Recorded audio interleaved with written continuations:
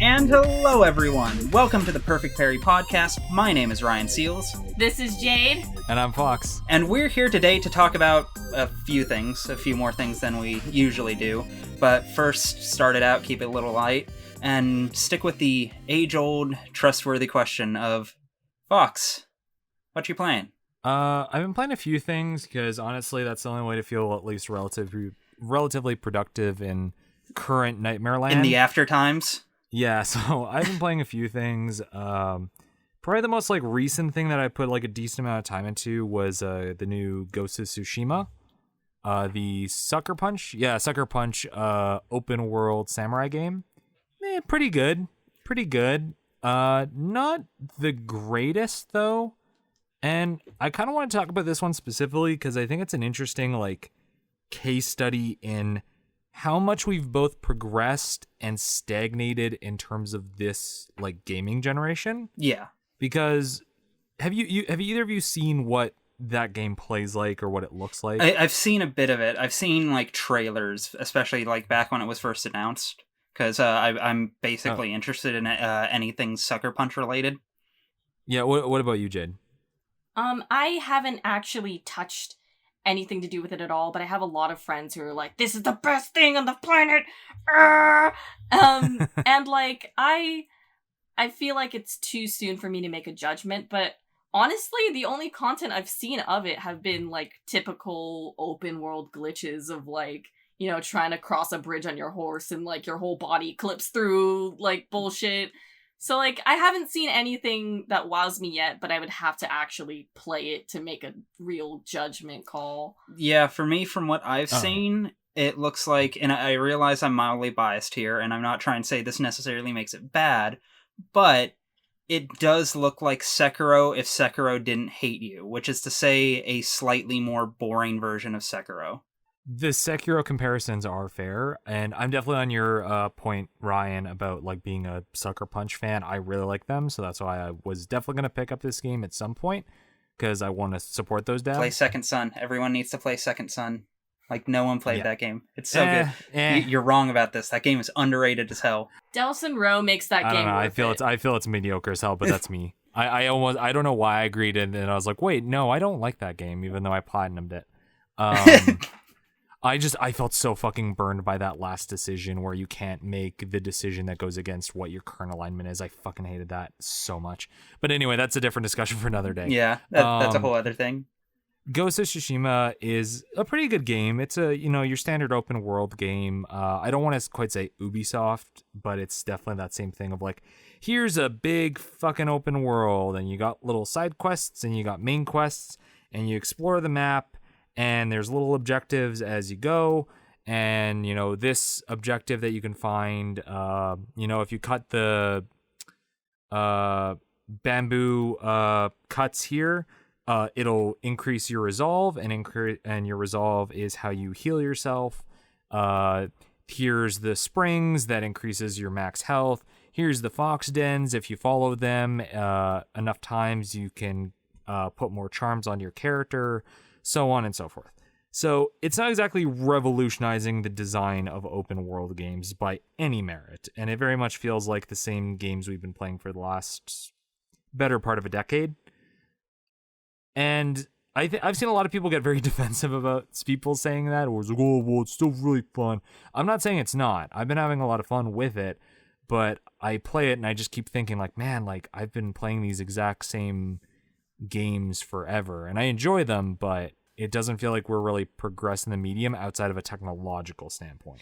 I think some people just get so caught up in the hype of being a cool ninja that just overrides any analysis of the actual core game design. Yeah, because even the game design, it's I could be playing Sekiro if I really want to do this whole Parry swordsman stuff, and the game does it really well. I'm not knocking it for that, because it does do it well, and I also knew what I was getting into, so I'm actually playing on the hardest difficulty, because otherwise I would be just blowing through this fucking game. But it does some really cool stuff, and honestly, I really like this game from an artistic standpoint, where it's if I ever do a video about cinematography, I definitely have to talk about this game because it's it's very much aping off of like Kurosawa stuff. Like the game is so fucking unambiguously built off that, to the point that the black and white mode you can play it as is called Kurosawa mode, which is like, holy fuck, you guys are like, credit where it's due. At least you're being honest about it. At least you're not lying about it. But it does a lot of really cool shots where it's like, when there's a standoff, you get these really nice shots, nice cinematic shots that look fucking gorgeous. This game is that's one thing I can give this ungodly praise to this game, is it's fucking amazing to look at. It's so beautiful. And yeah, so it's got really good cinematography when you're doing these standoffs, and even just during cutscenes, like there's a lot of like nice looking shot angles. It's also got a really interesting mechanic to how it does the point you in the direction of what your next objective is. Where instead of being like the Skyrim Bethesda thing where it's like, oh, the pointer on the top of the screen, or here's your mini map, it's actually the wind. So you swipe on the touchpad, you swipe up on the touchpad, because it's like, well, we only have so many buttons, so I guess we'll use that fucking touchpad that was built in this fucking thing. And so you swipe up and the wind will blow and you follow in the direction of the wind. And I was like, oh, that's actually a pretty fucking cool, aesthetically pleasing design that doesn't like add another thing to your UI. So it actually keeps the UI of the game really clean and simple, which I really like. Okay. Yeah, that's so actually really unique. I like that. Yeah, so it's a really well done game. It's a really well done samurai game. But if you're tired of that open world design type game, I don't think it's gonna blow your mind. And if you don't want to get owned by Sekiro, yeah, if you don't want to get owned by Sekiro, it's not really gonna change your mind on that genre. Yeah, that's why it's like I don't want to shit on it too hard, because they did a really good job with it, and they're not failing at what they're setting out to do, but they're not exactly doing much new with it. So that's why the material never gets elevated, really. No, there's been very little that makes me go, holy shit, that was really impressive, outside of like, technological system stuff. Because yeah, the main character Jin, basically it's set, I didn't even mention the setting, which is it's you're in Japan, and it's during a Mongol invasion, and you're basically fighting off Mongols. So any fights you're doing are either against bandits or against Mongols. And the main objective, as far as I've gotten, is trying to save your uncle/lord. And what you're doing what I'm doing right now is basically like doing a bunch of main mission objectives to build up my response force. Where it's like, oh, I need this blacksmith because they'll make a grappling hook or something, and I need to get this master archer to come join our forces. And you're doing the whole recruiting thing, and Jin as a character is just not engaging at all, and that's kind of a disappointment because I was really hoping to get into them. And not everyone can be Aloy. Not ever can be Aloy. Oh, I love Aloy. People so really much. shit on that game, and it's like, man, like Aloy is actually pretty cool. I would even say I played so AC Odyssey before the game, and it's not fair to compare the two games because they're doing vastly different things. But AC Odyssey, Cassandra's such a fucking cool character. She's such a cool, like, badass Greek. If you want to play her lesbian, that's how I think she's canonically, but apparently not. You can be just like this badass, cool, Greek woman that's just like takes no shit from anyone and is like, oh, fuck the gods and stuff like that. And she's like so charismatic. But playing Jin, I'm like, kind of your general samurai. Nothing really stands out about him. I don't know. I'm really curious about Origins is the one in Egypt. Yeah, that's the one we're talking about. Odyssey. Odyssey's the one in Greece. Origins the one in right. I've heard good things about both of those games to the point where I'm almost curious, but also the idea of like willingly buying an Assassin's Creed game. like willingly giving my money to Ubisoft, followed by then subjecting myself to 50 hours plus of Assassin's Creed gameplay. Well, I can't remember where I saw this tweet, but it made me laugh because I was like, I think they're right, but I also don't want to shit on people that like these games, is we as a culture have surpassed the need for a new Assassin's Creed game. Yeah, more or less. Like, because like that's the thing, is this game doesn't like, need to they be. still work. They're still perfectly functional, but like, if I want Assassin's Creed, I've got dozens to choose from, and they're all not that radically different. Well, yeah, and that's the thing about playing, you know, Ghost of Tsushima, because it's somewhat related to what I was just talking about, just so it's not a wildly different tangent. It's like, yeah, that does exactly what the Assassin's Creed games does. It has stealth. Like, there's a lot of the times the best way to play the game is by stealthing through rather than doing like standoffs and fighting everybody honorably. Like, that's actually why he's called a ghost, I'm pretty sure, is because it's like, oh, he's just stealthing around killing shit.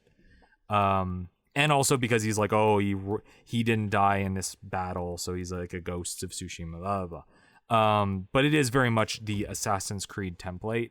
And even Odyssey, like, it doesn't really need to even be an Assassin's Creed game. Like, there's nothing about it that, like, even that's relates the other to thing. those It's original like, games. what even is Assassin's Creed at this stage? A brand. Like, I'm sorry, I don't want to like completely redivert the conversation, No. but like, for real, what the, like, I recognize it's just a brand, but like, is there any thread for these games at this stage? Like, I haven't touched any of them in like a decade at this point. Not that these games need a thread to connect them in order for them to be good. It's just that they're not. They good. don't need it to be. They don't need it really to have connect an them to be identity. good. I just want to know like what I'm supposed to be getting when I buy an Assassin's Creed game, other than like the fact that I can climb buildings in a historical setting, which, yeah, decent selling point, probably enough of a selling point, but still feels like a weird selling point for an entire franchise. I played all of them up until the point where they became very RPG systems based.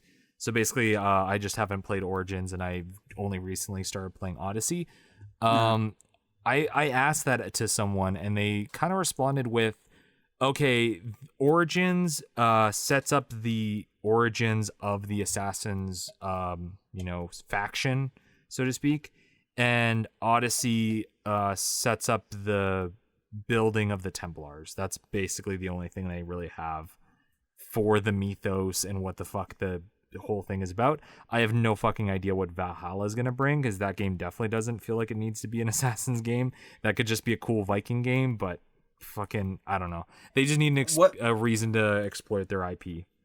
What if we rebooted the Assassin's Creed franchise into a new franchise called Prince of Persia? Or we could just get a new fucking Prince of Persia, like fucking Ubisoft. But anyway, Ghost of Tsushima is pretty cool. If you really want a fun samurai game and you aren't fucking exhausted with the open world genre, like, I'd say give it a try. If not, wait until it drops in price. Wait until the PS5 comes out and it probably dropped to like $25 or something like that.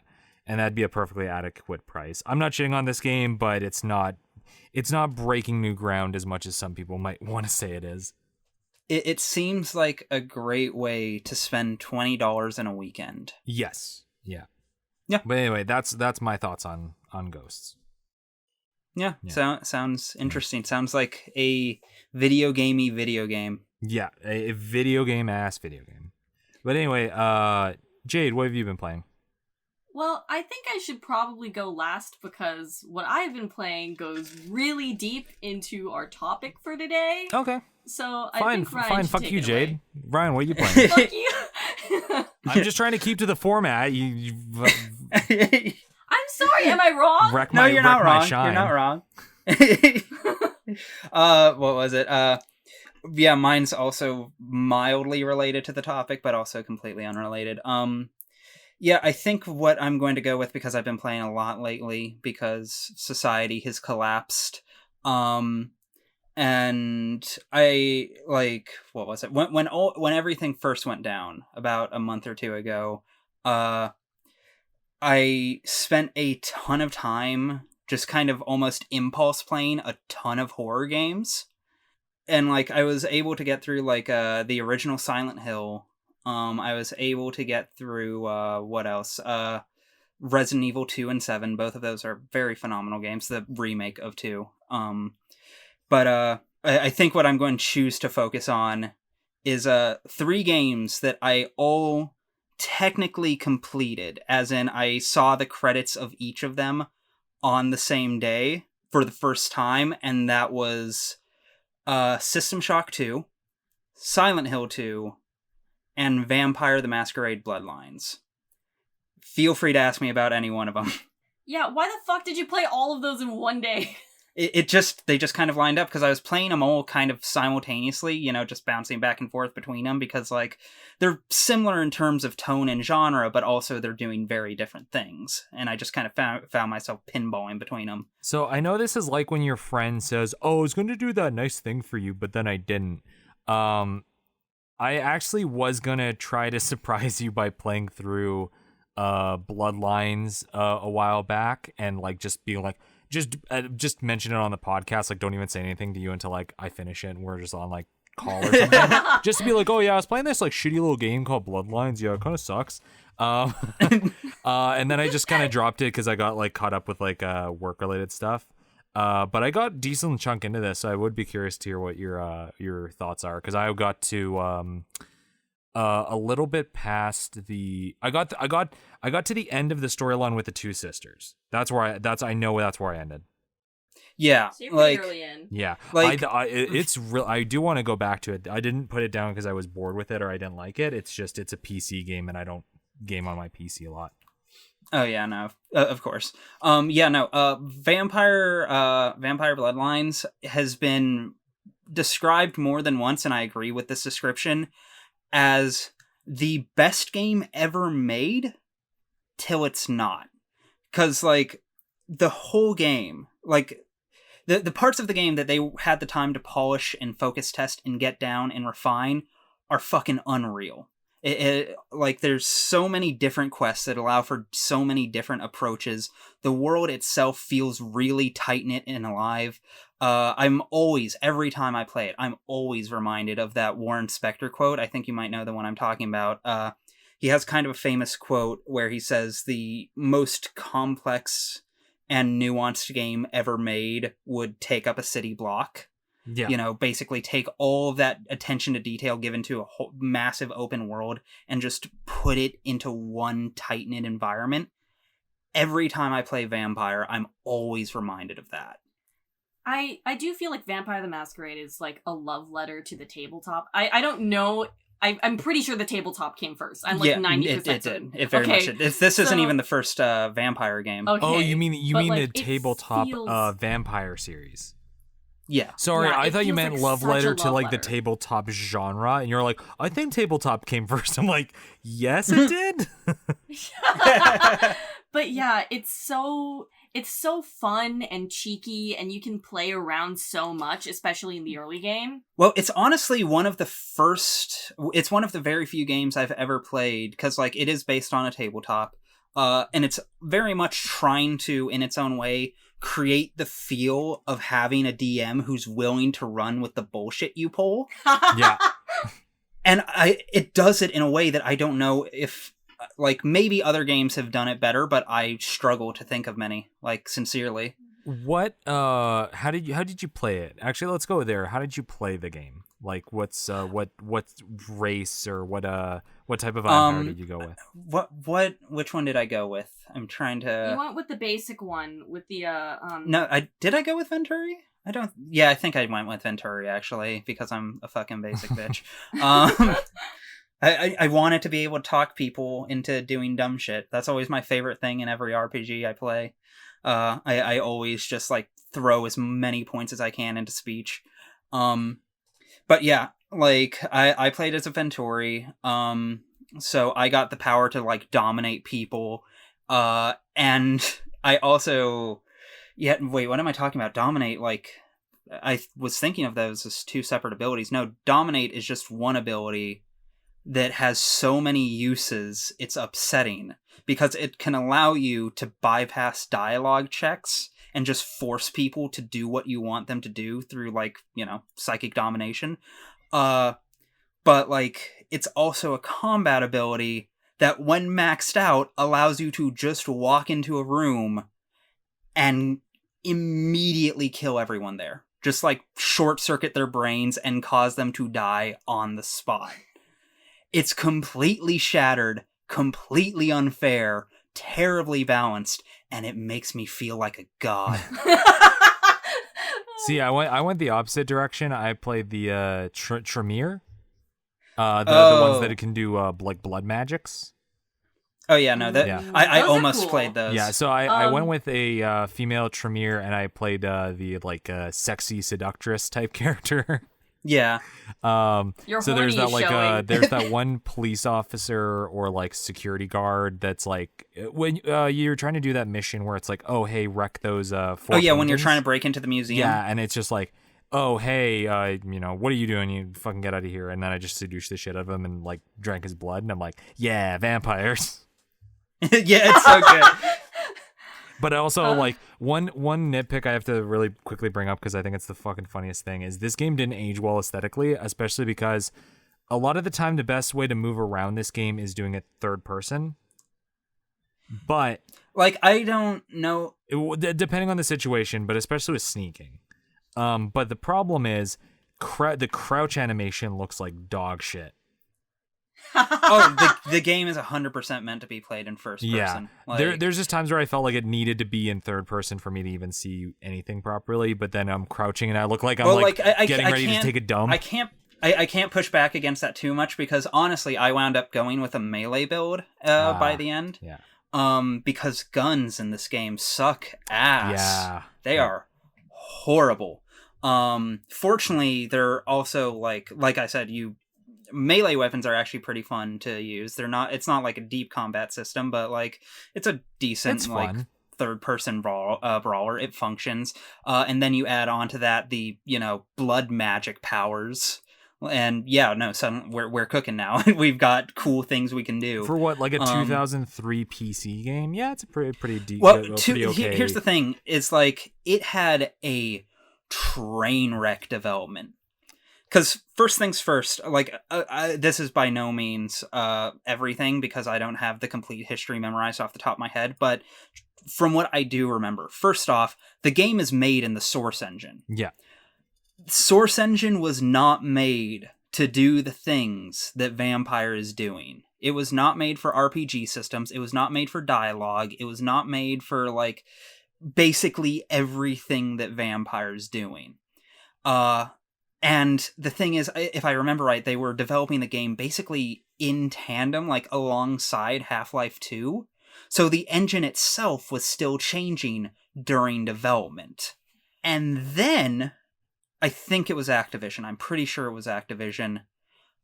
Literally at one point just came in and were like, okay, we know you need another year, maybe even 2 of development time to get this exactly where you want it to be. You have 6 months. There's no negotiation. This is happening. Good luck. We'll be back. And that's why, as much as I love this game, and this is why I say it's the best game ever until it's not. Because I genuinely do not know if I have ever seen a game more thoroughly run out of gas by the end.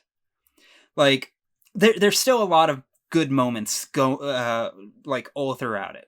Like getting to Chinatown, it's still really cool. It's still pretty well designed and pretty involved. Not as involved as like Santa Monica or downtown, but they're still there. But then as you kind of enter the final act of the story, it just like you can just see all of the limitations cave in on themselves. All of the animations, which already weren't looking great, start to look a lot worse. And what was like these intricate laid out encounters where you could pick off people one by one just quickly dissolves into you entering like offices filled with people that you're just meant to slaughter. Yeah. And then it ends off with one of the worst final boss fights I've ever seen in any game. It like, admittedly, actually no, that's a lie, because I had like guns on me and a ton of ammo, and that didn't help at all. Like, because it's a flying boss, which already, first off, terrible idea for the kind of game you're doing. And secondly, it's one of those bosses that can fly away from you, and you have nothing to do while it's gone. Ugh. There we go. That's a good comparison. Think of I'm I'm trying to remember her exact name. The Rage Vulcan in MGS4. I forget her exact name. Oh, MGS4. Yeah. Is it? No, it's not Laughing Raven. No, it's not Laughing. I think it's You're thinking of Laughing something. Octopus. Because it's Laughing Octopus. I think it's Raging Raven. Raging Raven. Yeah, it's that Raging sounds Raven. right. If that feels too alliterative for Kojima, but I also no, it's Raging Raven. Yeah. Oh, it is. It is Raging Raven. Yeah. But yeah, it's kind of like that fight, except way worse, and that was already the worst fight of MGS4. Yeah. There aren't many flying enemies that are fun. The flying bosses that are fun to fight. There is I'm blanking on its name. That one thing from Wonderful 101. The Orochi? I think so. Like the first big boss? Yeah. There's better That boss fights in technically that counts game. if you squint your There's eyes. better boss fights in that game, but that one's a good tutorial that's boss. I want to praise Vampire the Masquerade for doing one thing in particular that they did literally perfectly, and that is capture California goth aesthetic. That's very true. I by sheer osmosis of having a fuck ton of like goth and goth burlesque friends in California, I'm constantly dragged to the fucking DNA lounge. Hey, any of you fucking California goths, you know exactly where I'm fucking talking about. But I've been in there so many times, and the fact that the track The Asylum exists, and it sounds like every song I have ever heard in a goth club, like, they did their fucking research. That's kind of the weirdest thing about that was kind of the weirdest thing about everything for me, replaying it now, is like, what, now you understand what it's like to be Caitlyn? No, no, it's like a time capsule. It's it genuinely feels like, because it's set in like 2003 Southern California, Yeah, which is a place where I grew up. So playing through this game, like, you know, it does go to a lot of places that I did grow up at the time, and I'm like, I know this isn't it. This isn't actually at all what it looked like, but god damn it, they got the vibe. They found it. That this is how it felt. Yeah, that's it. That if anyone is looking to take a really unique trip to California during a pandemic, may I recommend Vampire the Masquerade Bloodlines. Jade, I have to really quickly ask you, does that mean you're seeing any Jeanettes? Oh, Jeanettes and or Teresa's. I see a Jeanette, like, well, when it's not a pandemic, essentially every other week. Ooh. I have 3 friends who look exactly like her. Tell me more. No! Yeah, I'm gonna have to come visit. But I also have to bring that up solely because I wanted to segue into, like, man, like, that is the last thing I think I really did. Holy fuck, is their storyline so fucking... Oh, it's so good. Like that, the reveal at the end, and like I'm trying to talk in vagues because I think that like that is a really good reveal. And it's like, oh yeah, all these things make sense now in context. So, yeah, like if you wind up playing Vampire for the first time, do your best to commit to seeing the end of the first story in Santa Monica before you drop it. Yeah. Because I'm honestly convinced if you can get there, even if you wind up dropping it shortly thereafter, you will finish the game one day. Like, because like I did that first dungeon, or that first arc, I guess. I don't know what you would call it because it's not a level, but yeah, that first story arc, I guess we'll call it. I've done that like 4 or 5 times, but this was the first time I actually finished Vampire like in its totality.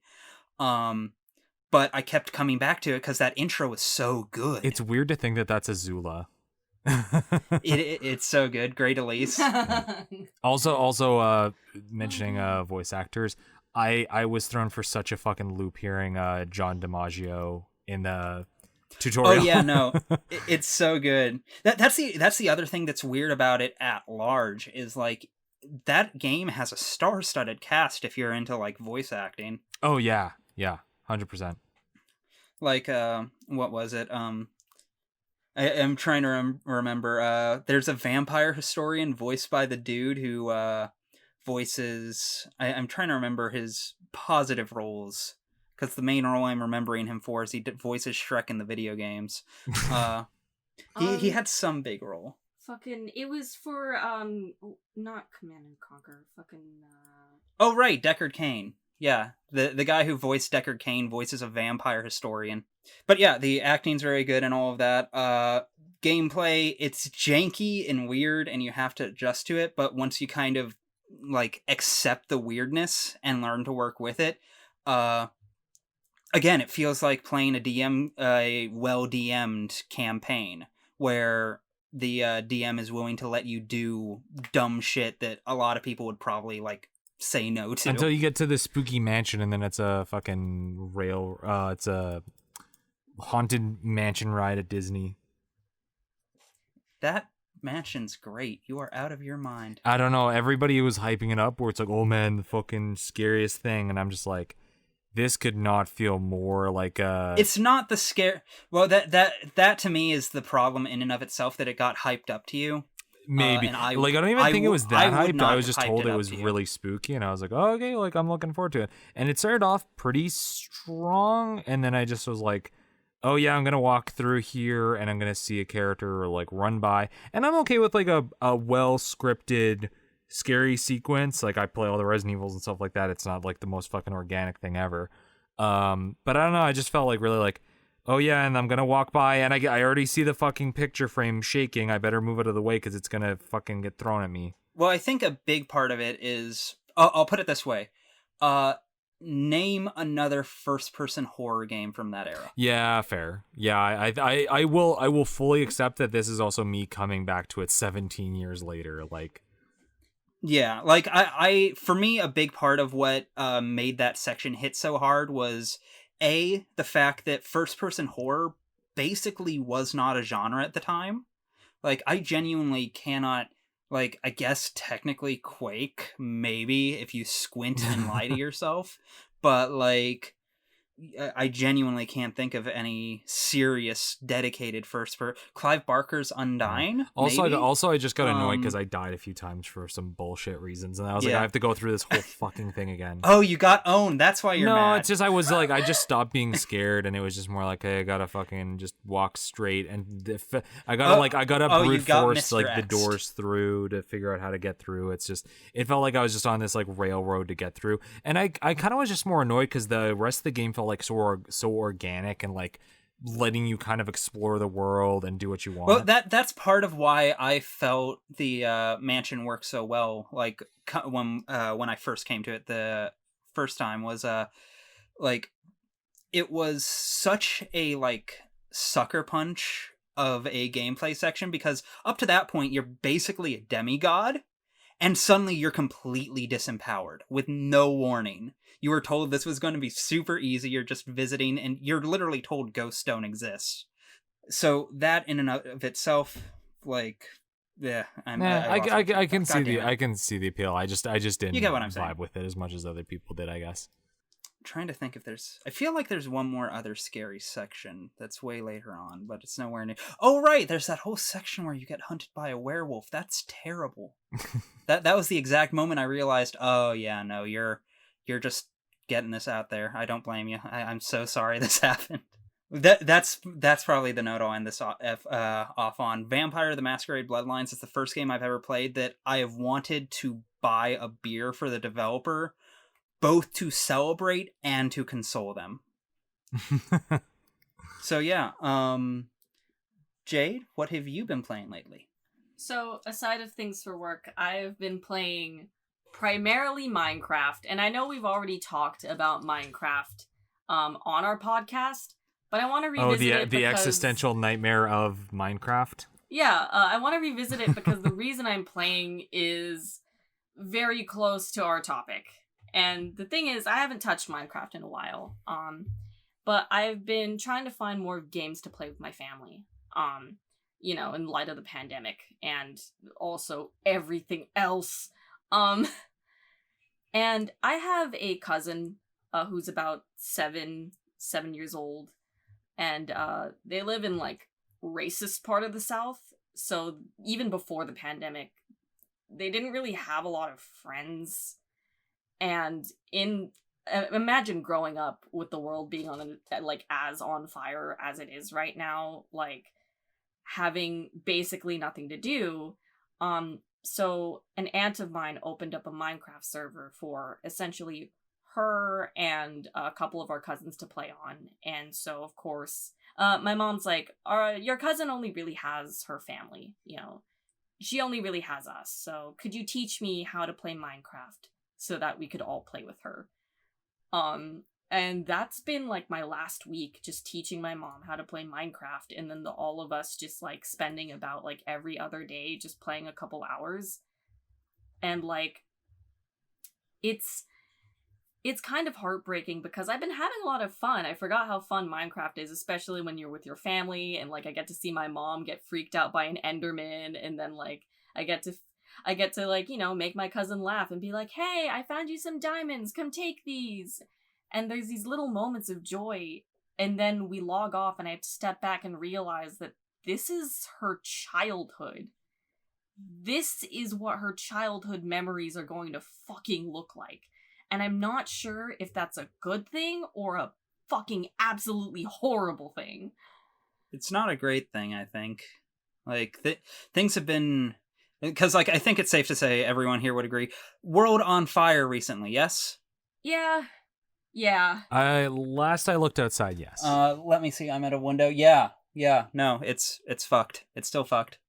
So, like, I would say I can't speak from personal experience, so, like, fucking suburban white guy. Not suburban, I grew up in the sticks, but my hope would be that your cousin grows up and it looks back as this being a fond memory of back before I had my own, like, friends and, like, community. When I didn't have friends, my family came together and we had really good times playing Minecraft. It's just like that's my hope for your cousin there. That's my hope this entire too. time I was like, I could say like really like snarky things, but that would be very inappropriate. Like, that's my hope too. And like, again, I have been having fun, and I think we all have our own really positive video game memories from childhood. It just kind of like, for me, it's, do positive childhood video game memories change with the context of you don't have any other choice for fun except for this? Like, I mean, speaking from my personal experience, no. Huh. Like, don't get me wrong. There's, of course, the issues around them. Those will always leak in, and those will always contextualize, you know, what you're going through. But, like, I don't think I don't think you'd have to look very hard to find any shortage of people who would gleefully tell you that, like, games very much, or any media for that matter, very much were able to help them coast through a time in their life that otherwise may have just been effectively wall-to-wall suffering. Yeah, I can relatively attest to that. Yeah, I mean that's kind of the whole appeal of like escapist media, which, like, if Minecraft is anything, it's probably like peak escapist media. That's not to condemn it in the least. I think there's a lot of value in escapist media, especially right now. Oh. Holy God! Like, here's your Lego set. Yeah, like we can have that whole discussion on like social responsibility and how much we owe it to the world around us to spend time each day, like, you know, helping out the broader world. But like at the same time, you know, we need to clock out from time to time, and that's what escapism is made for. Yeah, and that's what I'd say to you, Jade, and your family is like you are doing the best you can for your cousin in that, like, you all don't live near her, it sounds like, and also it's like you're all making the best of what you can in a realistic situation. Is you're making them feel better. You can't really, to my knowledge, you know, fix her problem on a grand scale. So it's making her day-to-day life a little better with her family. At least that's my interpretation of it. Thanks. Like, I'd like to tell myself that. It's just sometimes it can be very easy to doubt. You know, well, and that's the problem about like the sorry to cut you off. Just to add, is like that's also the thing about like what we're going through as a culture right now is a lot of people feeling like fuck, like the fucking world's on fire, people are being systemically abused, I'm not gonna speak on that because I'm fucking white boy, but it's like you look at that and it's like, fuck, what can I even do? Like, Yeah. I'm a single person, I can't. And then you start to feel that existential dread of like, oh my god, like, what are we gonna do? Because Like, I'm only one really, sole person. Really quick, just for a bit of like broader context, I'm sure I don't need to tell anyone who's listening to this when this dropped what the hell we're talking about. But Oh, yeah, in that's case, right, yeah. and like, especially at this point, like fucking next week, who knows what the world will look like? It keeps shifting and changing. But like, we are recording this. I don't even know. Time's a lie, an illusion. Late, July. yeah, late July. End of July. Yeah, towards the end of July. So like, COVID is still happening. COVID-19. Portland's happening. Black Lives Matter protests started 60 days ago now, and they're still ongoing. Yes. Yeah. Something like that, 60, 65, somewhere in that range. And like, again, I don't want to seem like I'm catastrophizing, but if anyone wants to push back on me saying this, it seems like something unbelievably fucking terrible and new happens every day. Like some kind of massive human rights abuse, some kind of like new like bottom of the barrel that we didn't know we could hit. Like fucking like just like a day or two ago, Donald Trump dropped a tweet. Actually, no, I think it was today. Let me double check. I think it was today. Yeah, where he basically said he's cutting off low-income housing in suburban districts. Yep. How the fuck am I supposed to respond to that as a human being? Like, I realize this is completely off tangent at this point, and this is kind of the and point. I was gonna say, I think this is the most like overtly like. I hate having to like avoid politics and discussions and shit like that, because I personally find talking about politics interesting, even if it sometimes makes me want to pull my fucking hair out. Just because I feel it's more productive than just like sticking your head in the sand. But I think this probably will be likely the most political we really get in these kind of discussions, because it's really hard to kind of avoid with how the world is right now. We literally can't talk about these issues without getting into like political talk type stuff. And it feels like only ages ago where literally everybody was freaking out about how Trump was basically fucking calling for martial law. And that feels like 3 years ago. And that was like months ago. That was like I think like it was like fucking 5 years ago in COVID time, but I think it was like a month ago in actual time. Yeah, no, that's it exactly. Like, it's because that does feel like it was ages ago, and if I look that up, it'll probably be fucking like dude, I know start of June. You and I both know, like, logically, that Final Fantasy VII Remake was only a couple months ago, right? God, remember that was the biggest fucking stress in our lives, is like, oh, we got to make these videos that are going to be very positive. Oh, yeah. This, like, very controversial game. And, like, me, you, and semi-related to our podcast, our buddy Clemps, were all, like, fucking stressing out of, like, oh, we're going to have to fucking deal with all the fucking screaming people that didn't This is the worst thing that's going to happen. This is the worst thing this year. Oh, my God. And then immediately it was this is going to be the shitstorm of the year. There's no way anything's going to top Nomura adding plot ghost to a classic game. Said a fucking idiot. Yeah, and then even that, it was like, that was immediately surpassed by fucking Last of Us. And then after that, it's like, oh, the world's on fire now. Yeah, because then Last of Us hit. And then and then everything with George Floyd happened. Yeah, just to be entirely clear, I support that. I support Black Lives Matter. That's, yes, very good. I'm totally in favor of the protests. Spicy take, Black Lives Matter. Black Lives Matter. And I think, Jade... Well, yeah, Black Lives Matter. Look at me. Do I look white to you? Who are you? God, get the fuck out of my house.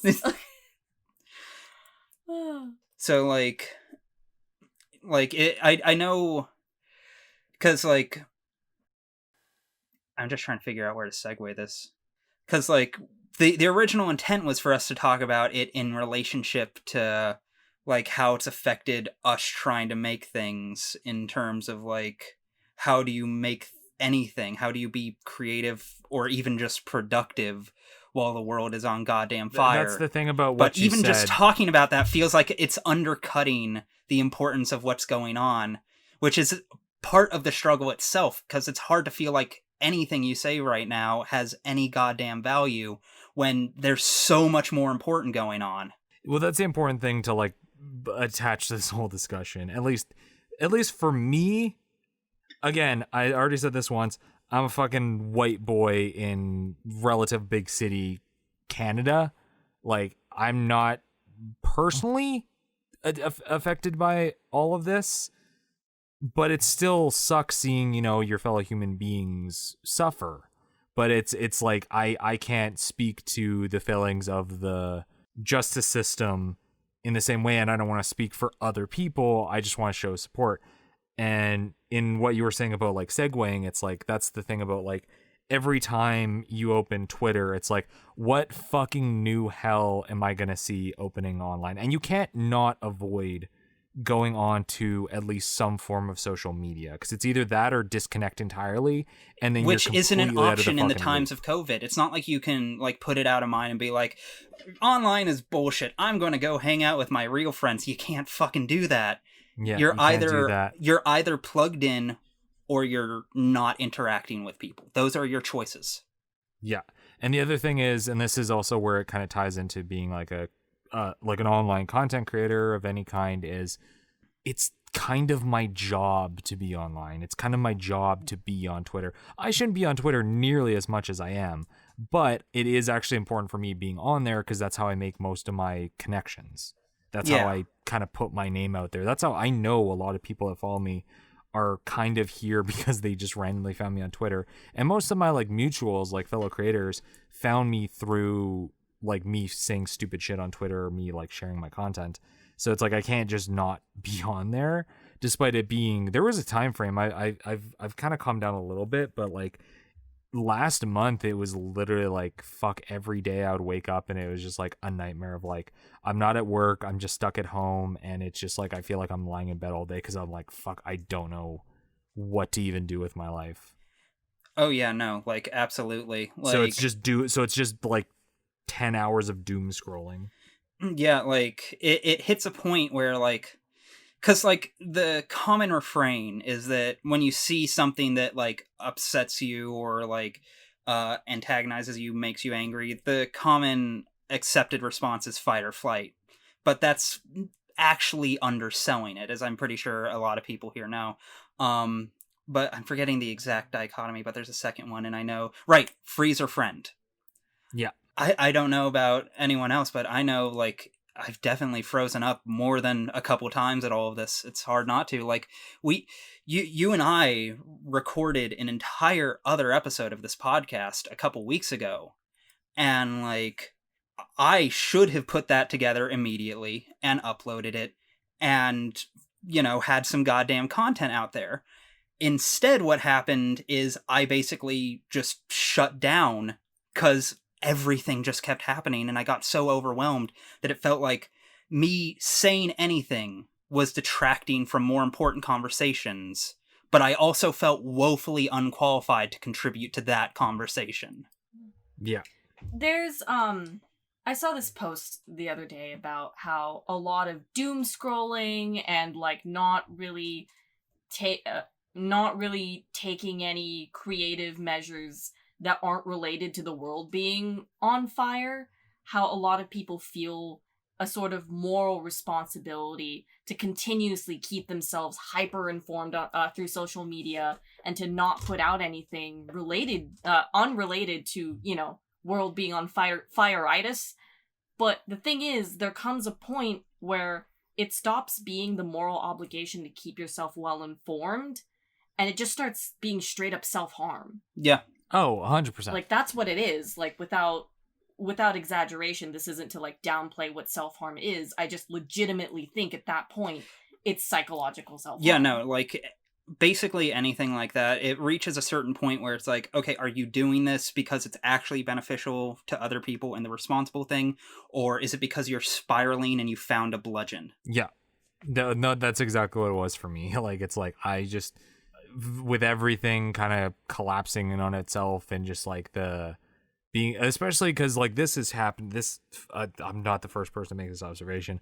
The fact this happened during like peak quarantine where everybody's kind of fucking stuck at home, and a lot of people haven't really had a lot of like meaningful human connections outside of like, you know, day-to-day life, or seeing your fucking skip the dishes driver for like a minute I'm a day. honestly a big proponent of the theory that this could only have happened during quarantine. Oh yeah, it was a fucking like, it was a barrel waiting to happen. We were just kind of like, it was like here's a fucking pile of like gas soaked matches, and here's a lighter. It was a spark in a dry forest.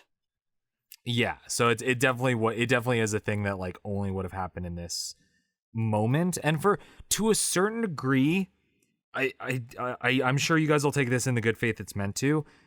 I feel this is a good thing because at least it's leading to what feels like meaningful discussions.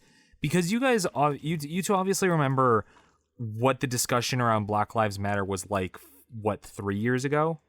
Oh yeah, no, absolutely. Like, what was the statistic? I think the statistic was support for Black Lives Matter has grown more in the past 2 months than it did in the past 5 years combined, something like that. Yeah, I don't know what it is about like being stuck in quarantine, or what it was about like the message that changed or something, but people's empathy like shot through the fucking roof. Even if some of it like might be seen as like performative or what have you, like people genuinely seem to finally understand what the message is. Because I'm not gonna lie, and I know I'm like speaking over an actual person of color in this podcast right now. Yeah, it's okay. This is just how the podcast goes. Yeah, I always feel bad. I'm like, I feel like I'm being shitty right now, but I just need to say, because I was one of those people early on in the Black Lives Matter movement. I was one of those people that got a bit caught up in that semantics argument for a hot second of like, well, all lives matter. And then I finally had the discussion with someone where it's like, no, you're getting caught up in the wording of it. It's all lives of course matter, but currently in our world, Black lives like are shown not to. By the current statistics. I think that's relatively reasonable to need that explained to you, like what the slogan means. But like, yeah, and like there's always those people like, well, if it's a bad slogan, then it's like, or you're just not listening. Yeah, because if you take the second to listen. Well, secondly, regardless of what the slogan is, the cause, I feel, overrides that. Yeah, without question. Yeah.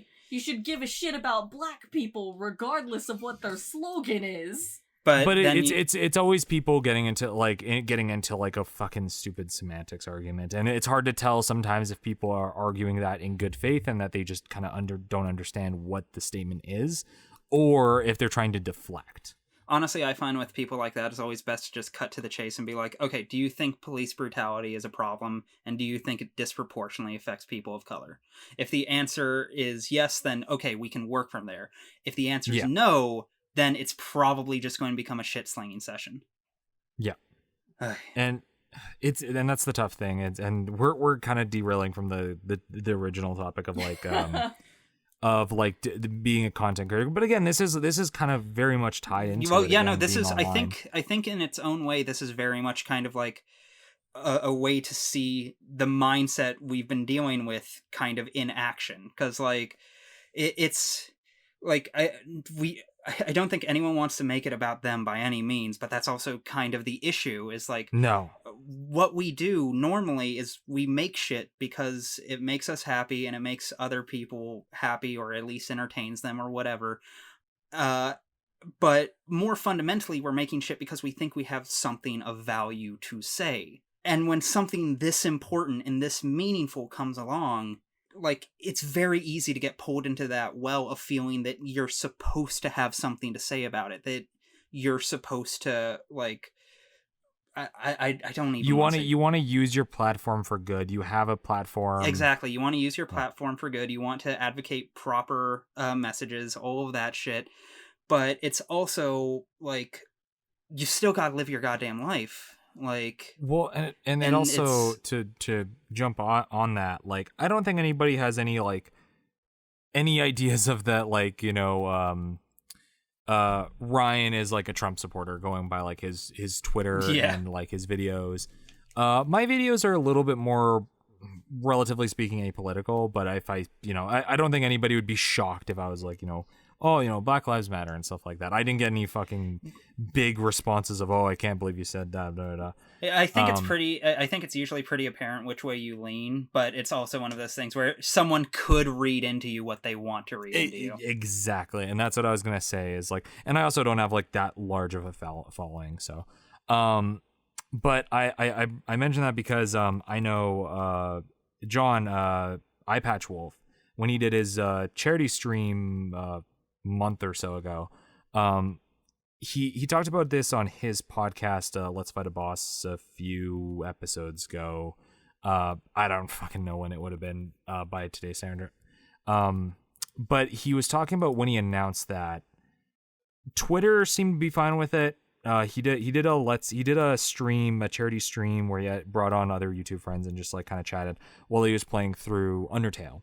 And he posted on, I think, like Patreon, Twitter, somewhere else, and YouTube, I think on his like community page.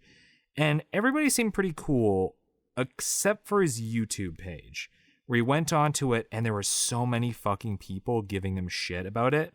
And it's like, I can't believe you're supporting this like shitty organization and da-da-da-da. And he literally had to have like a thought of like, I'm not fucking responding to you. If you don't want to follow me because of this, you can go fuck yourselves. Because like I have, like Black friends that I view as like family. Like you can't fucking presume to even fucking know about me in any way. And that's the other thing that's like that feels like it's really come on strong lately with this is like you can really see how people want to project their politics onto creators for good and bad. Oh, absolutely. Because yeah, there's like two sides of that coin where it's either someone's coming out as really fucking like masks off, like wow, you're kind of a shitty person if that's the kind of stuff you're putting out there, or B, J.K. Rowling. Yeah. Or B, it's like that was another thing that was this year too. God damn it. That was like a son of a like, bitch. What? How many weeks ago? Like two. Don't like want to two know or something. Or B, the other flip side is people that kind of don't really want to say anything, and people kind of expecting a statement.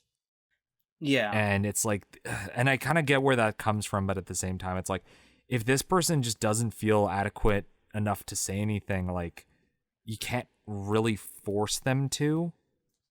So it's been a very weird, very weird time frame for parasocial relationships on that front too. Yeah, like, I don't know. I'm just thinking. It's just a tough time for everyone. Yeah, no, that's one thing I want to be kind of clear on is like this above all else is not a woe me or woe us thing. Like I'm very positive we all recognize that like this is about way more than just us, but that's also part of what makes it so intimidating and terrifying to like handle.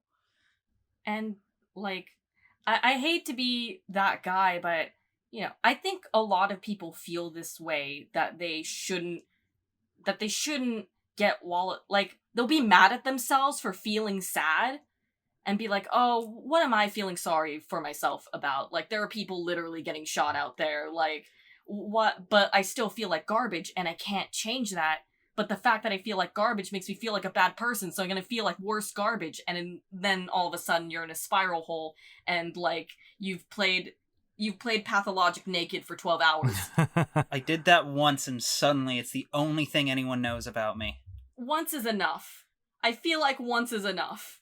You say that, but goddamn, needs some amount of levity in all of this fucking shit. we can just laugh at how fucking nightmare world this is.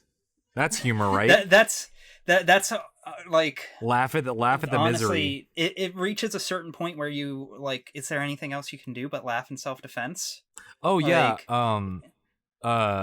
Random kind of tangent is in my most recent video as of recording this. I did a video about Power Rangers Battle for the Grid, and I kind of made a recurring joke about like fucking feeling shitty and like, oh, this is a nightmare world. And I had like an extended bit about like, oh yeah, it took me forever to make this video and I missed this update even though I wanted to talk about it, but and it's like, oh my god, this is the only way I can feel productive in this nightmare world. And I had a couple comments legit be like, yo, do you need a hug? And for some reason that gave me a laugh because most yes, people but seem I to can't get hug you because we'll catch the plague. some people either got the joke and just didn't comment, or people were genuinely concerned. And to a certain degree, it's like I do appreciate that because on some level it is funny because there is a grain of truth to it, but it's also not as bad as I clearly exaggerated it for the script. Yeah. But that's the only way I could make like any sort of sense is just like, fuck, I gotta just make fun of it. I just gotta laugh at it, or else I'm just gonna fucking cry. Yeah, no, like I completely feel it. I mean, like I'm working on a massive project you know about, and everyone else will find out about soon, that is, let's say, deeply relevant to all of this. And like it's hard not to let it infect what you're doing to some degree.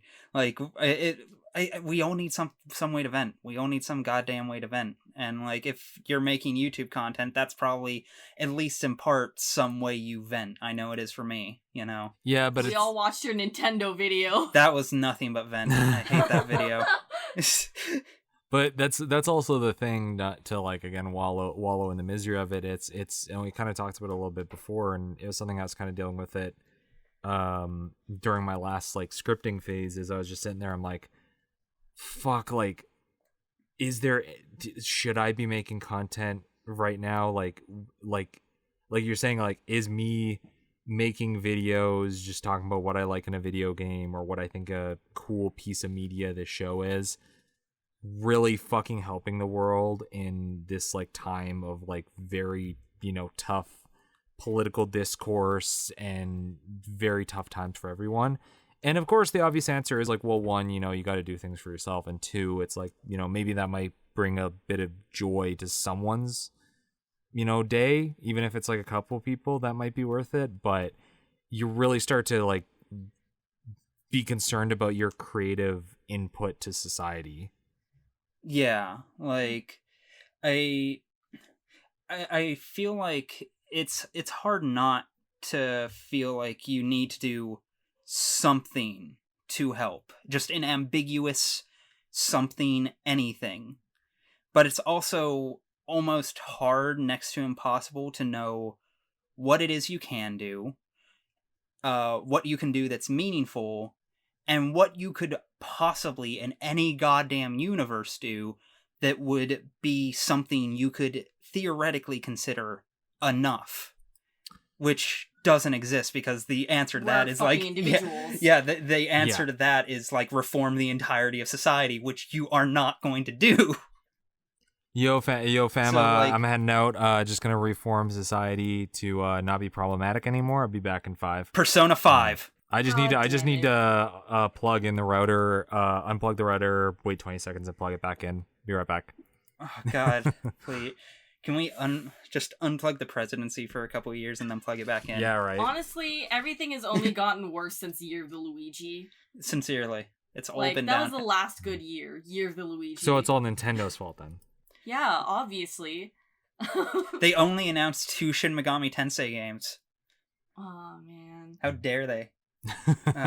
Also, semi-related to that whole thing on a much more like personal level, because I know a lot of creators like literally put off working on stuff or putting stuff out because they were like, this is not the time for this, or this is not the time for making jokes or doing this kind of stuff. Like, we really need to reflect on this stuff.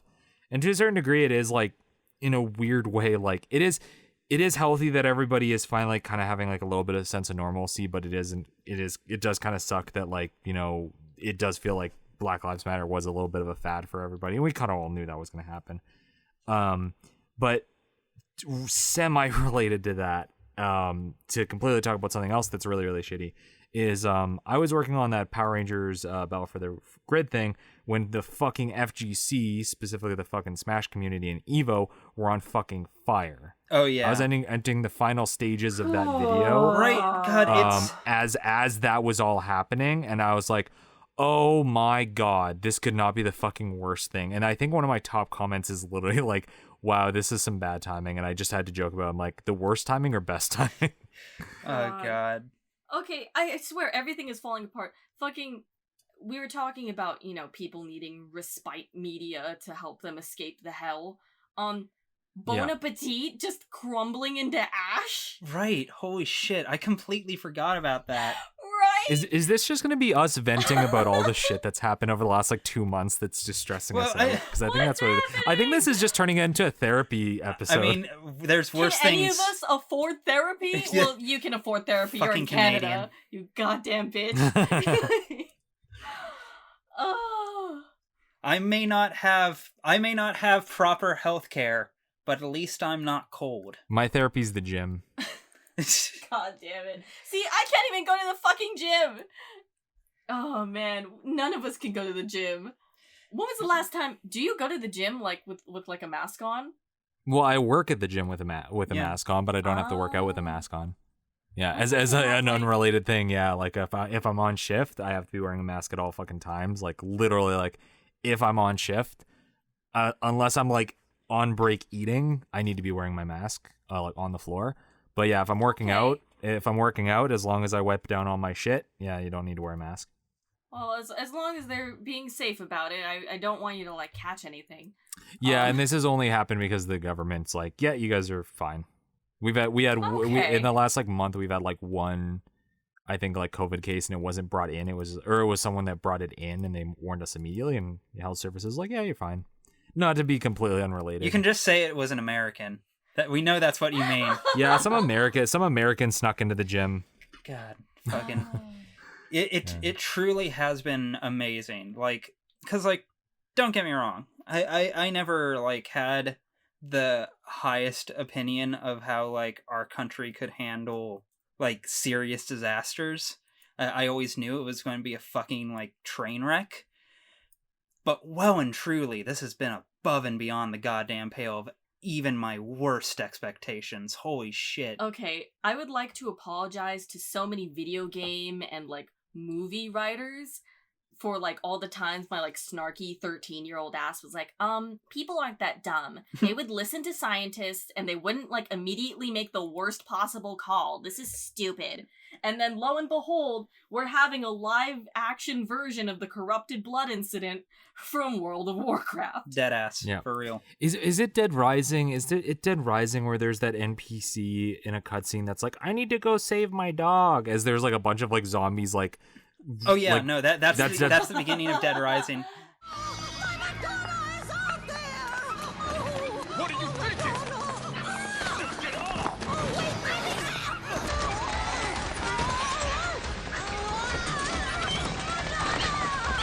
This is America.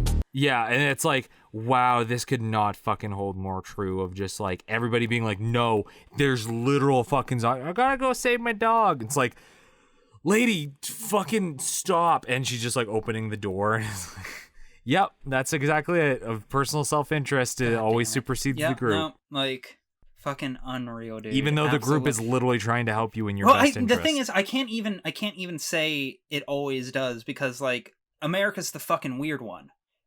Everywhere else, like, I'm not saying everywhere handled it perfectly, you know. The UK, I know, would especially have some qualms with me saying that. But like, South Korea is doing fine. South Korea fucking crushed it. Like, it's possible. It's very New Zealand. Like, yeah. Did New Zealand even have a death? If they did, it was very small. Yeah, like either way, fucking, it is more than possible to handle this well, if you have competent leadership that doesn't want its populace to die. Yeah, New Zealand had 22. Yeah, that sounds right. Can you fucking imagine that's all? Fucking heavy-eyed.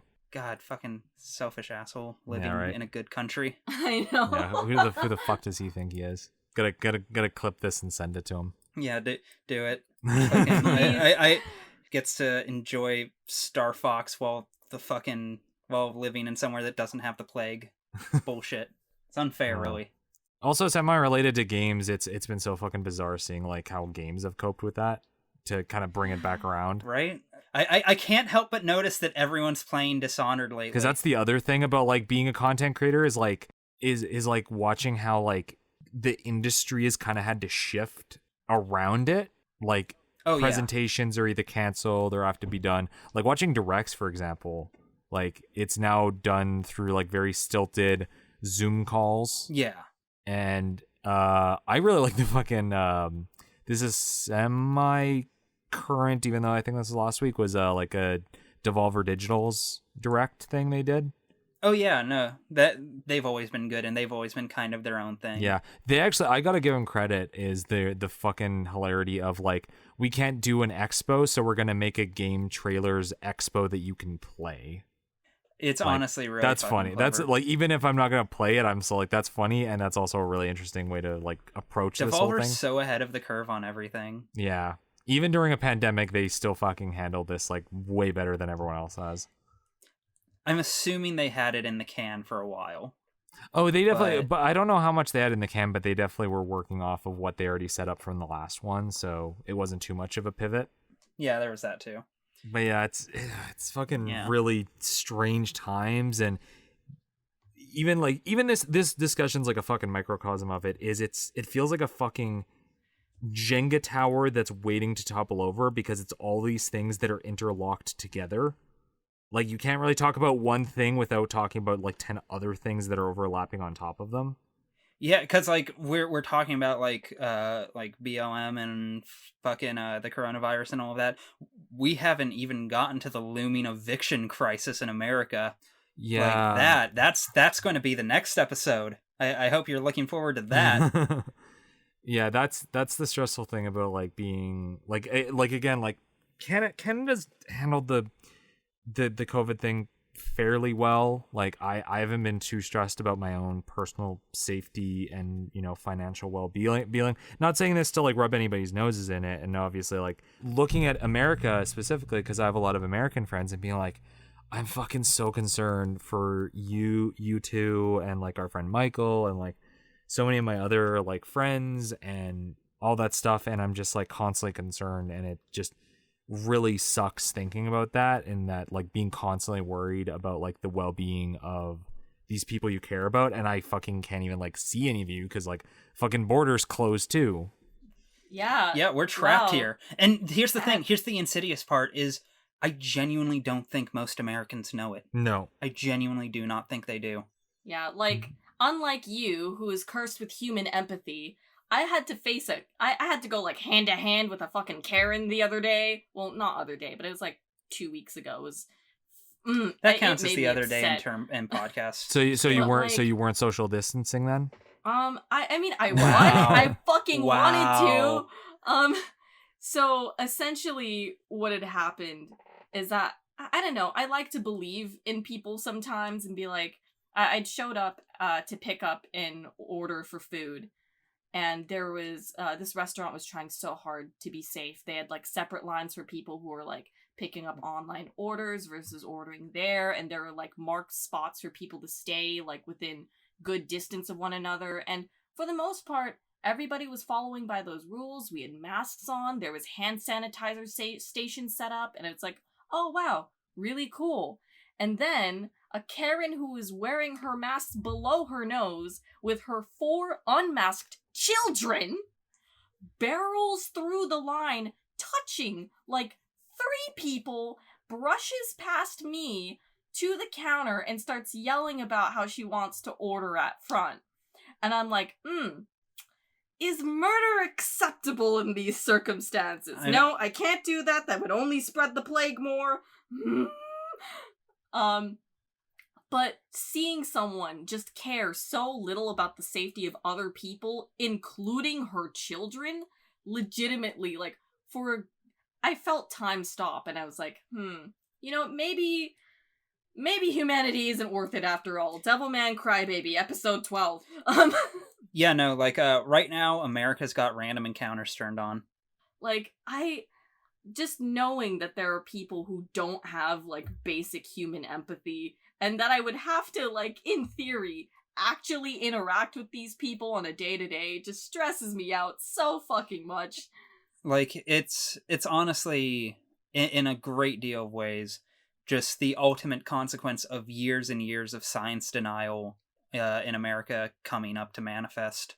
Like, people have spent years with financial motivations denying things like climate change and like I don't even want to get into the full list fucking right now, but you know what I'm talking about. I know exactly what you're talking about. Yeah. And like this is just that played out to its natural logical conclusion. Like that worldview carried on long enough leads to this kind of circumstance. This was in its own way kind of inevitable for America, and it's deeply fucking frustrating to see play out, and it's deeply unfair, and it's mentally goddamn exhausting. We're finally seeing America hit its final evolution. You fucking, like, genuinely, I don't know. Like, I don't know where the hell this country can go from here. Well, I've talked about it with you multiple times, and again, this is like, we'll try to make the next fucking podcast like really entertaining, and we're just gonna shoot this shit about. Yeah, next podcast will be really fun. It will be very frivolous. We'll probably have a wacky guest on. Yeah, like... we'll try to get one of our fun mutuals, and we'll talk about some game related shit. But we're just gonna fucking vent the shit out of like stuff related to this stuff. This podcast episode in particular, its purpose is to keep the three of us from falling apart. Yeah. And also to let anyone else know who's like struggling with any of this that it genuinely is not just you. Yeah, it's you are not. hard You to are not know alone. That's how I think to respond to any of this. that's the positive thing I want to get out of this type of thing is that like you are not alone. You are not like taking crazy pills. We're right there with you. Yeah. For better or worse, we're stressed out just like you are. If you're, a creator of any kind and you feel fucking like emotional ennui about the fucking state of the world, like trust me, bro, I'm right there fucking with you. But yeah, to continue on to the previous statement I was gonna say is being an outside observer of specifically America, this does feel like the finality of America's very pro-nationalist stance of the like fuck everybody, we got ours kind of mentality. Of course, there's very nice Americans, whatnot. I'm not trying to shit on like the entire country, but it definitely does have this deep-rooted nationalist viewpoint of itself. Oh no! Oh yeah, definitely. Yeah. America number one. I'm obviously not talking. I'm obviously talking to people that Allegiance? agree with me, but yeah. Cause yeah, like there's this like fucking fascination with shit that's like, why are you guys arguing for this outside of like just weird traditionalist viewpoints that were taught to you, like the president can do no wrong type mentality and stuff like that. And I'm just like standing there like, you are the only fucking country that it seems to have this problem, so I have to assume it has something to do with like how your culture is built. It's basically been encoded since the Cold War that dissent is unpatriotic, especially extreme dissent, and especially critiquing the economy in any way, shape, or form. Yeah, and this is also, I'm gonna add this little addendum here. Canada is not perfect. It's fucking absolutely not. I'm gonna fucking put that out right at the end there. I was gonna say at the front, but that would be right. Obviously, no country. Yeah, because anytime I say that, I'm just like, well, Canada's not perfect either. Micronesia's doing pretty good. Yeah, it's just I don't know like, anything about it. I think it's just like 2 people, isn't it? I'm gonna go lay down now. Isn't that the country that's just like a platform out in the middle of the ocean? You're thinking of Sealand. Oh, no, you're thinking of the theme park. Isn't that Waterworld? Ow! God. Oh, god damn it. Yeah. Sorry, continue. Yeah, that's mostly it, is just like observing America and just being like, man, fucking remember this was a video game podcast. I fucking just looking at America and just being like, man, like this just hyper fixation that I've just been watching for the last like 5 years or so, where it's just any question of the current status quo is a bad thing and you're fighting against America and like free speech all the way. And it's the question. And then I just look and I'm like, do you even know what you're arguing for when you say freedom of speech? Because you act as if this is like a solely uniquely American thing when it's absolutely not. And like if I went into, this is my favorite example. If I went into Walmart right now and I just went up to the fucking manager and told him to fuck off and eat shit, I can't act surprised if I get kicked the fuck out. Yeah. And if I was a doctor and I was giving out false information and like platforms were like, yeah, you're spreading harmful information, we're going to take that down, I can't act indignant. Like I can't act like, oh, why are you taking away my like ability to fucking speak on my platform? It's like, well, you're saying shit that's going to be harmful. You would think that would be how it works. You'd think, but that doesn't sound like a good way to make money, Fox. That's right. Lying to people, though, sounds like a really great way to make money. So did you know that actually there is no problem? You can leave right now. Go ahead. There's no war. There's no Don't war worry in about Boston Say. There's no I was war in about to Boston Say. I'm like, isn't this just the plot of Avatar: The Last Airbender? Genuinely, I have never related to that episode more in my goddamn life. Like, it's so weird to say, but like, we are consistently, regularly being gaslit by the government. Like, there's no other way to phrase it. Oh yeah, no, like, you're not wrong. It is like a funny thing to say, but it's literally true. As you're constantly being told, "Oh yeah, no, we're handling this well." Meanwhile, you look at the actual body count, and it's like, what in the fuck? Absurd, fucking unbelievable. Like, genuinely, America won the race, right? We have like 5 times more. Oh yeah, you guys else. are lapping everyone. Yeah. Like, and it's sad to view it in that way. Like, I always kind of hate myself when I'm like looking at the numbers and being like, again, though, oh, America's done well, and I'm like, that's fucking actual bodies. Stop being a fucking asshole about it. But at the same time, it's like, what in the fuck? Like, that's the only response I can have. Well, it's like we talked about earlier. It's a certain point you look at a statistic like 135,000 deaths that are provably preventable. It's objective that this did not need to happen. Like, and you look at that, and you really only, as a human being, if you have an ounce of empathy in you, you have 2 options before you. You start crying about it, or you start laughing at the dark absurdity of it. Because it's so fucking terrible. You know the This Is Fine comic with the doll? Exactly. Yeah. Precisely. Well, like semi-related we literally had this discussion beforehand in terms of like either cry or laugh. We were talking about that in relation to earlier. I brought up before the podcast. I brought up the whole thing with Sky Williams and the whole Smash community thing, and we literally talked about that where it's like you were like very up to date with all the like Smash community stuff that was going on, but outside of like reading the twit longers and going like basically being up to date with what was going on, you couldn't really do anything with that information because if you did, you would just end up fucking crying because you're, for anybody who doesn't know, Ryan's very big into Smash and the Smash community, so like that was very much tough for you to see fucking the whole thing basically crumble to the ground. Of course, there's smaller, not to say a community is built around like all its biggest names, but still, it definitely did a big damage to the name of the community of Smash. Oh yeah, no. And I don't have any attachment to the Smash community, so like I was fucking horrified, but at the same time, hearing the fact that Sky Williams' fucking stream was cut short because someone stole his router because it was such a fucking train wreck. I had to fucking laugh at that. Like, there's again, no right other there, way to look at that other than right there. fucking That's hilarious. The perfect microcosm. That's exactly what we're talking about. Because like that's like, first off, fuck Sky Williams, piece of shit. Yeah. Fuck him. Secondly, like that story though, right there. Like, I know logically, if we're being sincere with our emotions, and if I were completely healthy and just decided to feel all of my emotions in the moment and process them in the moment, yeah, I would break down crying at hearing that. I probably would, because it's a brutally sad and miserable story. But like, I've also got like a million other things in the world catching fire simultaneously, and if I did that for all of them, I just would not function as a human being. At a certain point, the best thing you can do is like, I don't want to say disconnect, but you do have to disassociate a little bit.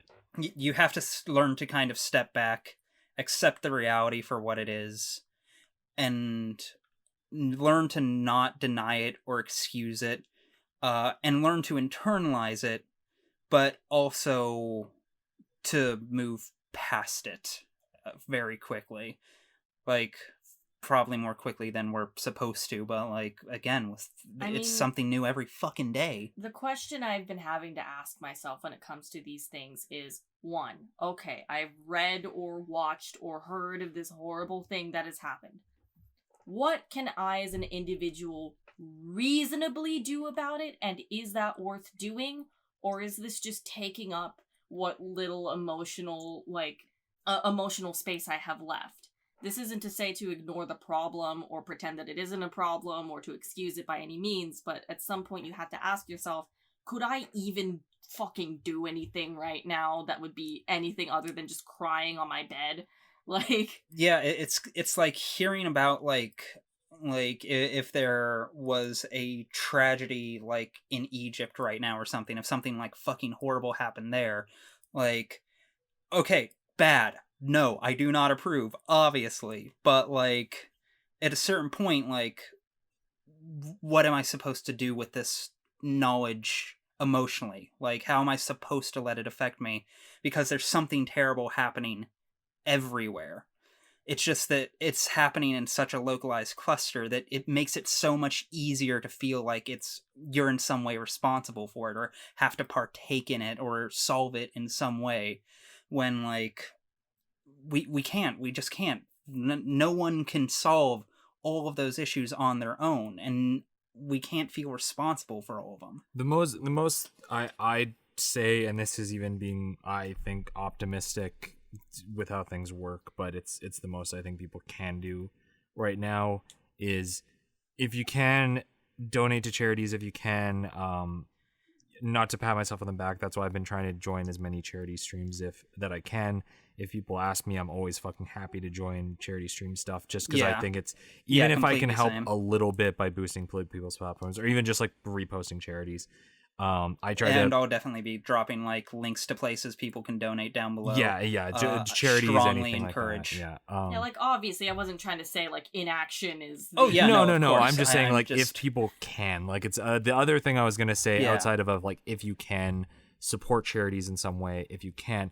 The other thing, and again, like, I know this is a video game podcast, but we just gotta fucking do our political talk. This is a video game podcast. This episode isn't. This was a fucking inevitability. Let's be honest. The thing you gotta do is vote. Like, at this point, I don't have a lot of fucking faith in the political system. At this point, don't let that be all you do, but let that be the baseline for what you do. Yeah, like if you need the bare minimum to do is a look at who you're voting, and not just like the 2020 election, but like not just the president. Yeah. There are other voting things. Yeah. Vote local, too. Absolutely vote local. That's probably the most important thing you can do, is vote local. Yeah. And I'll say this as someone that's bad at voting. Like, I have only really voted for my prime minister. That's fucking it. But, like, with how things are working right now, like, if you are very unhappy with how, like, communities are managed and whatnot, and that's literally the most people can do at this point, outside of, supporting or protesting. I'll endorse the protesting. Yeah. And honestly, again, fucking read or research. Like, that's how I'm trying to be active, is at least like trying to be up to date. Yeah. Listen to Black voices. Yeah. Listen to people of color. Anything else? Okay. So aside from, if you don't have money to donate to charities constantly, obviously listen to people of color, but also act as support for people who are out there right now. Like, for people who happen to be at protests, be their contact, or, spread information to your friends and family and try and convince who you can about certain political issues. There's a lot you can do that might seem small, but it'll mean fucking the world to the people who need it. Sincerely, just things as little as like talking to people who may need people to talk to them, letting someone vent to you who may like be a bit more in the weeds with this than you may be, or anything like that, or just fucking anything, any kind of human contact at this stage. Well, on the flip side of like talking to people, is it's so fucking easy to be apathetic. Like, I know it's so fucking easy to just be like, I'm just gonna fucking tune out, and that's the only way I can survive. And if that's all you can do, like, I'm not gonna shit on you for that. But if you have someone in your life that like you feel you can connect with, that just isn't getting these issues, whether it's like the COVID stuff, whether it's Black Lives Matter, or whether it's Trans Lives Matter, anything like that, the one thing I've learned is like, you can't always just be apathetic to that stuff and be like, well, that's their opinion. It's like, this is really important stuff and people need to understand why this is happening. So if you feel you can educate someone, try it. At least try. Don't go in swinging. Don't go in screaming, yelling. That I found that never really is very productive. Empathetic listening is very empathetic important. listening and empathetic responses. Like, do the best you can. If you know this person is Even when talking to people that you don't like agree with, or even if they're saying terrible shit, if you want to win them over, you're going to need empathetic listening. Exactly. And sometimes you just got to recognize when someone's like a lost case and they're just not going to listen. Like, don't put yourselves in harm's way trying to talk to someone that's wearing like a fucking Trump hat and has like the rebel flag on their shirt. Like, nah, they're probably not going to listen to you. But the reason why I say at least talk to these people is that one person that you educate might educate people after them. Like, that's how these things kind of work. It is a grassroots movement at the end of the day. I definitely sincerely encourage that. I absolutely do. But I also want to encourage people to not let that be everything they do. You know, because it can be very easy to feel like, and I know I've fallen into this. I definitely have fallen into the trap of getting into like internet arguments or just arguments at large. You know, it's fun to get into arguments when it's not being terrible. Well, that's what I was gonna kind of like interrupt you with, is that like I avoid political arguments on the internet like the fucking plague. Not just because it's bad for like my mental health. I'm just not that kind of person where I can walk away from that and be okay for the rest of the week. But sometimes that's just not your skill. That's not your place within the movement for a better future. Like, I'm not particularly good at debating people, so I just know that if anything, I would just make things worse unless I were talking to someone who was close to me, like a relative. So it's also knowing what you reasonably can do. And that's what I was trying to say, is like recognize that you're not going to reach out to someone. If you can tell someone's talking in good faith, maybe not on Twitter. Twitter's not a great place for it. But if it's like someone in your personal life, if your aunt says something like, well, all lives matter, that's someone you could probably have a conversation with. That's someone that you could probably sit down and be like, okay, well, here's why people are doing these protests. And like, well, what about all these rioters? And then you can have, as long as it's staying healthy and constructive, it is good to have those discussions. And sometimes it can help you understand why these things are important to you. But on the flip side of that, I know I'm contradicting myself, also recognize when those discussions aren't healthy for you. Yeah, like, no, absolutely. It's very much a balancing act that I've had to deal with, where it's like, I have to recognize myself when discussions with my family members are like, this is not going to be proactive in the fucking slightest. But sometimes it is. Sometimes I'm having chats with my dad and it's like, here's why this is happening and this is why people are arguing. And then we'll have like, I don't know how much I get through to him, but I at least feel like maybe he understands the issue a little bit better. Yeah. And I like to kind of add to that, I'd say, if you are someone who's like feeling compelled to do something about like all of this, like anything at all, like I would encourage you to take some time and seriously kind of interrogate yourself a bit and figure out what it is that you specifically excel at doing that could help things out. Like, again, like Jade, you know, you were talking about how you've been kind of like being there as emotional support in other people and all of that, because you are very good at doing emotional support for other people. Did I mention that at all in this podcast? Did you? I just mentioned how I'm bad at arguing on the internet. Well, there we go. Well, you started that by saying that you didn't say you do it, but you were saying you were giving the recommendation to support people, and I figured you were speaking then from your I'll own say it. That's what experience. you do. Because You are very good at that. Yeah, I'm always impressed by how well you're good at speaking to people's emotions, and I'm always like, I'm a good ear to listen to, but someone vents at me, I'm always like, I don't know how to respond. Yeah, It doesn't yeah, sound no, like I totally feel that. disassociating. I'm terrible at being the person to vent to. Like, I will try and solve the problem, which is not the way you want to someone venting to you to respond to it. But you are fantastic at that. And that's kind of what I'm talking about, is like that, while not the traditional arguey oratory skill that like so many people are eager to run to, I would say is way more valuable than any argument I've ever won. Like, feelings don't care about your facts. Like, it's... I want to emphasize more than anything that it's... I personally strongly feel it's more important for us to take care of the people who are already on our side than to spend all of our energy trying to convert the people who oppose us. Not to say the latter 100%. is unimportant, but, you know, there's a lot of different roles to be filled here. Some people, like, go out and march on the streets, some gather information and share it, some just are there to listen and console. And figure out what class you should be speccing into. Precisely. Look up a guide, find the talent tree, map out your build, get shit sorted. I fucking hate you so much. You know what? You're mad, but sincerely, clip that out of context. I'm willing to bet it's good life advice. God damn it. Wait a minute, that just means you just government assigned me bottom. So yeah, if you have a real tough life problem, write us a letter. Write us a letter and send it to Jade. I can't believe I'm getting clericked. I'm being told I'm a bottom ass cleric on my own podcast. Yeah. You were always the cleric.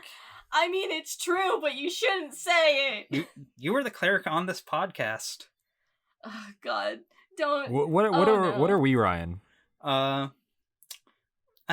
I want to say leave in the comments what you guys think are my personal opinion. If we're going by the traditional like rogue mage, all that rogue mage warrior, you definitely mage, Jade. That counts as cleric. Can't believe you're calling me a nerd on my own fucking podcast. I think I'm more of the roguey one. I think you're more of the warrior one. Feel free to disagree, but you do have the strength stat. Fair. The only one of us who goes to the gym. I'll accept that. Oh, I'm not taking any hits. Can I at least angle that as like a paladin? Oh yeah, no. Go ahead, subclass however you want. Okay. I'm a rogue, but I'm subclassing as ninja. It's going to be great. Well, it's either paladin or monk. God, yeah, because you like the fisty. You like the fisty types. I shouldn't phrase it as fisty types. I was gonna say, oh yeah. Fox, play Final Fantasy 14. How did I know this is how this would devolve into? This very tough discussion of like social issues and how we cope with them, and it's like, yo, play Final Fantasy 14 though. Yeah. Here's the thing: if you play Final Fantasy 14, it will help you understand all of these political issues going on. True. Something isn't. It's a very narratively rich game. Which part was the church and the that's Heavensward. Heavensward is just the church says you're not allowed to fuck dragons and that's bad. Yeah. So isn't that also Fire Emblem Three Houses? I think so, but Heavensward came first, which meant it stole it. Maybe that might be a healthy way to like end this very, very fucking heavy podcast. Yeah, probably. Thank you, anybody who fucking listened to this. Yeah, thank you. I know we know this was a lot. We know this isn't the typical video game haha bullshit that you sign up for, but I think we all felt that we needed to say something, or at least for our own sake. Yeah. I was gonna say it might be good to like be like recognize when you need to just have like a day to yourself and just have like a coping day. I know it's been a fucking long time and people already kind of maybe know what helps them, but if you aren't, like, just recognize when you might just need that coping day and know what's good for your mental health. Self-care still matters in the apocalypse. Yeah, whether it's just like checking out a Twitter or playing a specific game. Maybe what do you guys want to recommend for like for everybody that was nice enough to listen to the end of this podcast? What's some like treat material you have for them? Like if someone wants to like treat themselves. Let me see. Because I've only been playing miserable games lately. I genuinely feel like I jumped so hard into horror games. It basically is a way to burn myself out. Would you recommend Persona 4 Golden? I don't know. Since that just recently came on Steam? Yeah, you probably should play. Oh, whoops. Yeah, you probably should play Persona 4 Golden if you've heard of that. I forget that that's a game that some people haven't played, but that's on Steam now. That's fair. If you guys don't have anything loaded up right now, I have like a few things that I could recommend that are like I've either recently been playing or stuff like that. You have something, Jade? I have a couple recs for just feel good content, but first I want to get my word in. For once, Sure. I'm gonna have to not be like the angry furry and like actually show a bit of my true self for a second. Sure. But for those who continue to listen, you still matter even if the community right now needs more help than ever. And if you do need help, and if you're having as hard of a time as we are, there are people who care about you, and you're allowed to feel good, and you're allowed to like take care of yourself, even though everything seems to be telling you that you don't deserve that. Honestly, I think maybe we might want to drop a couple hotline numbers in the description as well. But yeah, you deserve happiness even despite it all. And if you're struggling a little with just trying to find something to get your mind off of the world being on fire, I have two things I'd like to recommend. There's a little RPG made by the infamous Temmie, who worked on Undertale, called Escaped Chasm. Escaped Chasm. Absolutely gorgeous. Highly recommend it. Makes my heart go, oh!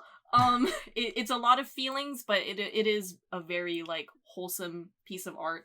I also recommend Butterfly Soup, by Brianna Lay. Butterfly Soup is a very, very gay visual novel that kind of centers around like being gay and Asian and that intersectionality. Also, for both of these things, the art is absolutely gorgeous. So it's a good way to just kind of like sit back and not have to think about the world exploding for a while. Yeah. They don't get a chance to talk as much because me and Ryan kind of bulldoze over them, but Jade typically shifts between angry gremlin and like loving mom at the drop of a hat. So, Yeah, no, in case you didn't notice that. For my few things that I have, they're all things that I've either been playing or watching recently. I fucking say it every fucking chance I get, go play Hades. It's so fun. It's nice to just chill and relax to that game for like an hour. Super giant, never misses. It's a really fun Greek mythology roguelike. It's just fantastic. Just go fucking play Hades. That's gonna be on my, I swear to God, that's gonna be on my fucking tombstone. It's gonna be your Shadow Hearts. It is. That's my new FF14. Shadow Hearts. Wherever I'm gonna say it, and people are gonna be like, he's banging on about the fucking Hades again. The other thing I'd recommend is a YouTube video made by H Bomber Guy. He did a recent video, as in like a day ago, a video about how Ruby is disappointing and here's why. And it's a really interesting video. Even if you like Ruby, I have a weird soft spot for that show, despite acknowledging it's complete garbage. And it's a really great constructive criticism about where that show falls and what made it interesting in the first place, like why people were interested in it. And it's kind of like it's not by any means. Yeah, it's not by any means a video that's just like thing bad, feel bad for like thing. I do find it really funny though that H-Bomb very carefully avoided calling it garbage throughout the entirety of his video, and then you just come in here, no, it's garbage. It's fucking garbage. I know it's garbage. I still love it, but it's garbage. Yeah, but it's garbage. It's a garbage that I'll watch any day of the week. So yeah, it's my kind of garbage. But yeah, and it's also this kind of like nice little hidden love letter to Monty Oum, the creator of the show, and what he did so well when he was working on Ruby and when he was working on stuff like Haloid and whatnot. So it's a very nice video, and it's very sweet. It doesn't really feel malicious in any way, which I really appreciate. And the last thing is a movie I just recently watched. It's a lot darker than the things I'm talking about, but I think it's super fucking interesting. Is a show from the 1980s called Heathers. I don't know if either of you have watched that. Oh yeah, no. Yeah. Yeah. Jay, you know Heathers. Yeah. Yeah. So, weird thing to bring up in terms of like feel good. Hey, do you want to like, have a fun time? Because it's very fucking dark. Do you mean the musical or do you mean the movie? The movie. Because I have hot takes on both. But it is a good watch. I very much like that movie. We'll talk about the hot takes on off Yeah. podcast, because that's a whole other fucking discussion, because I just watched it You've and it just feels very fresh unlocked to me. Every high school theater nerd is gonna flood You've the made comments. a huge fucking You've mistake. made the worst Just put the fucking bait. mistake. It's bait for comment algorithm play. But yeah, this is like the progenitor to stuff like Mean Girls and stuff like that. It's really interesting. It's a movie that's a lot more deep than the surface level viewing might imply. You have to really be paying attention to this movie, and that's what I really dug. Again, be prepared for like a very dark comedy, but it is very funny. One of my favorite lines, just to like quote it out of context, and it's so fucking darkly poignant, but yet I don't know why strangely funny, is a guidance counselor saying something to the degree of, deciding to kill yourself or not is one of the most important decisions a teenager can make. And it's just like, I literally had to take a double take of like, did they just fucking say that? And it's just That's said a like really so great line. plainly straight that you just kind of have to laugh at it. It's like, yeah, like, I guess, like, and it's not saying that as like a genuine like comment. It is played as like a joke, but also kind of a poignant message. It's a dark joke. It's a very dark joke. It's a very dark joke, but I'd highly recommend watching that. It's a very well done movie. So, yeah, in that case, I will take the chance to recommend 3 things. First off, Persona 4 Golden, like we talked about. That if you are looking for something that will give you some sense of like social contact through these nightmare times, I don't know if you can do much better than that. Like even now, very uplifting, positive message, still dark, still doesn't pull many punches, but very good for its purpose. I'm replaying it right now. It still holds up. It honestly holds up better than I thought it was going to. I'm quite happy about that. Beyond that, I would also, if you're looking for something that's just like pure joy that will make you forget every problem around you right now, cannot strongly recommend Katamari Damacy enough. I know everyone's heard of that game. I'm encouraging you to actually play it. It will make you happy, I promise. It's impossible to walk away from that game without smiling. oh yeah, that's just like unbridled joy. It absolutely is. What was it? And there was one more thing. I'm trying to remember. If you don't want to even play it, just fucking listen to the OST.